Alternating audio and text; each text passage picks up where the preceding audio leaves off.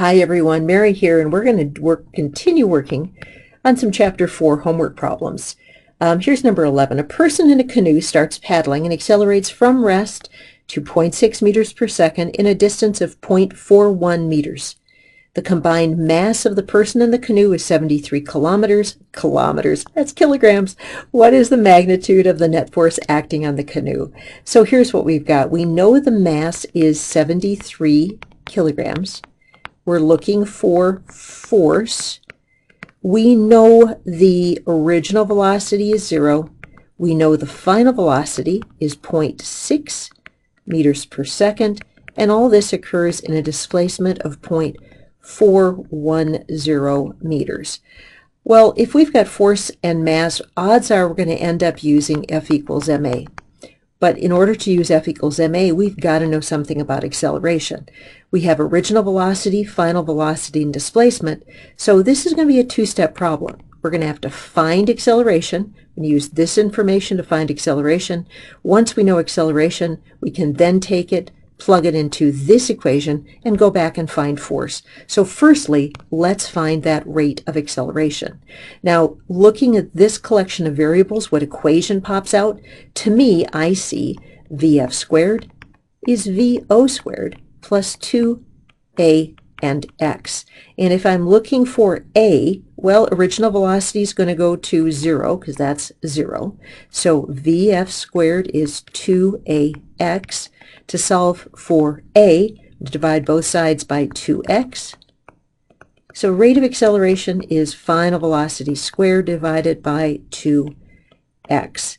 Final velocity is 0.6 meters per second, quantity squared, divided by 2, and the displacement is 0.410 meters. Now if I plug that in my calculator, let's grab that.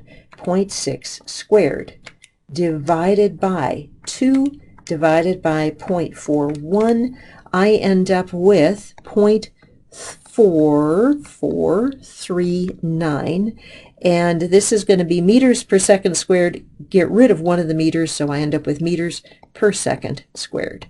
Okay, that's my rate of acceleration. Now once I have that, I can put that in for my acceleration up here, and the magnitude of the force on the canoe, the mass is 73 kilograms, times the rate of acceleration, 0.439 meters per second squared, times 73, and I'm going to end up with 32 newtons. Because a kilogram times a meter divided by a second squared is a newton. So that should be good. All right, onward. Let's go to number 12. Number 12 says this: space scientists are experimenting with new methods of propelling a payload directly into space.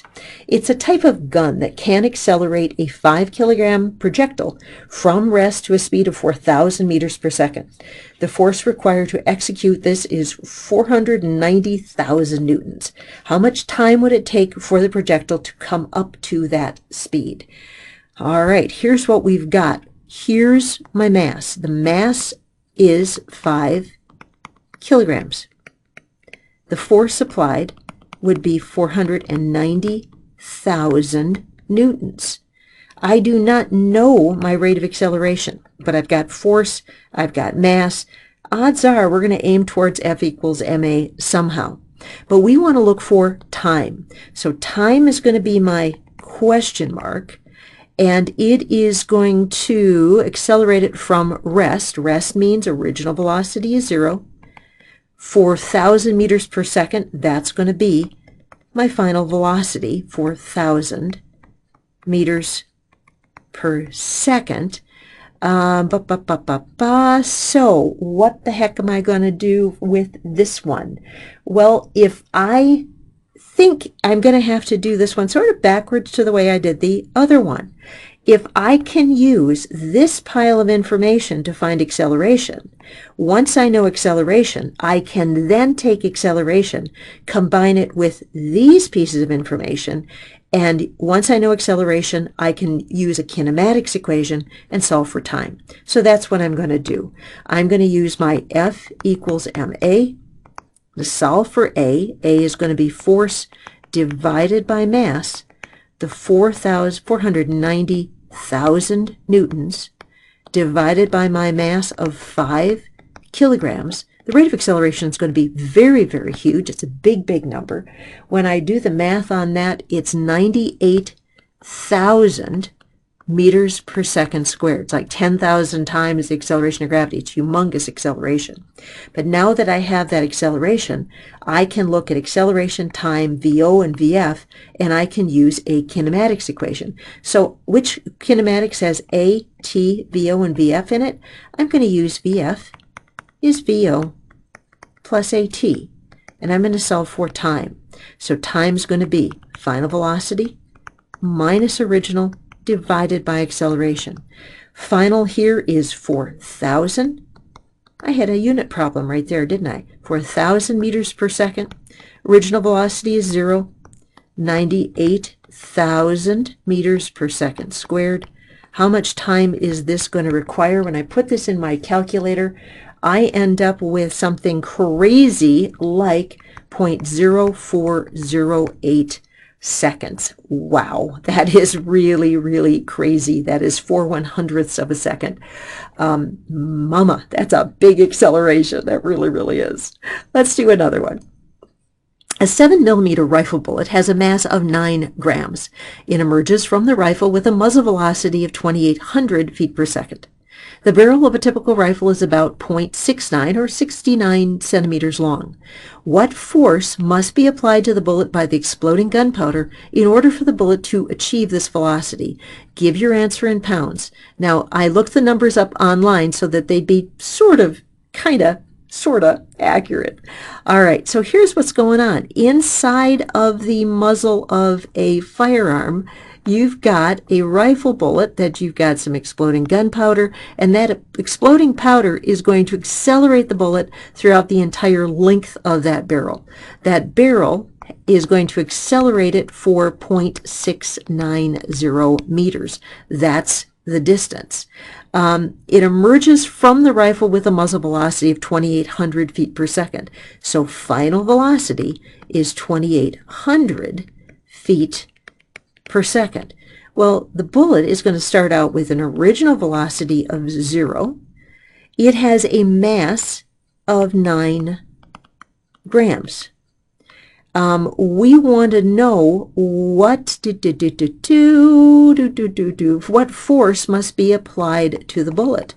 And I want to know that force in pounds. So that's going to be kind of tricky.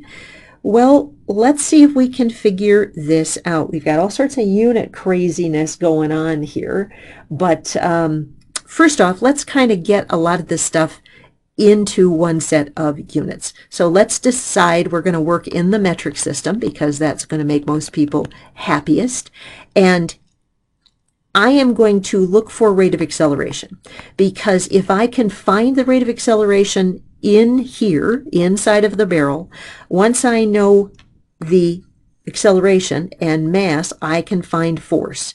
But how do I find acceleration? Well, I am going to have to use the length of the barrel, original velocity, final velocity, to find the rate of acceleration in that barrel.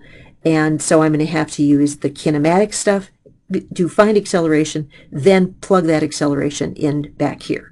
So first off, we're going to have to look at X, VF, VO, and A. Now, this is metric, this is metric. The 2,800 feet per second is not metric, so let's go ahead and convert that. So 2,800 feet per second, get rid of feet, go to meters. There are 0.305 meters in a foot. So when I convert that, let's see, 2,800 times 0.305, I end up with 854 meters per second is going to be my VF. Put a little bubble around that so I don't lose it. Now, I have X, VF, O, and A. Which equation does that lend itself to? VF squared is VO squared plus 2AX. I'm looking for acceleration, and original velocity is 0. We just solved for this in the previous problem. Acceleration is going to be final velocity squared divided by 2x. So acceleration is going to be 854 meters per second quantity squared divided by 2 times 0.690, that's a 9, meters. And so if I square 854 divided by 2 divided by 0.69, I end up with a rate of acceleration that is crazy big, and I'm going to try and keep this to 3 sig figs, 528,000 meters per second squared, which is a crazy big number. That's my rate of acceleration. Now that I have A and mass, I can find force. Force is mass times acceleration. My mass is 9 grams, which is 0.009 kilograms. Got to convert that to MKS units. 528,000 meters per second squared. So 528,123,000 times 0.009, and I end up with a force of 4,750 newtons, and from there I have to convert to pounds. So get rid of newtons, keep pounds. There's 4.45 newtons in a pound. So divide by 4.45, and I end up with just 3 sig figs, 1,070. Did I do that right? 1,070 pounds. Hot diggity dog. Love it when it works. Okay, that will do for that one. See you later, alligators.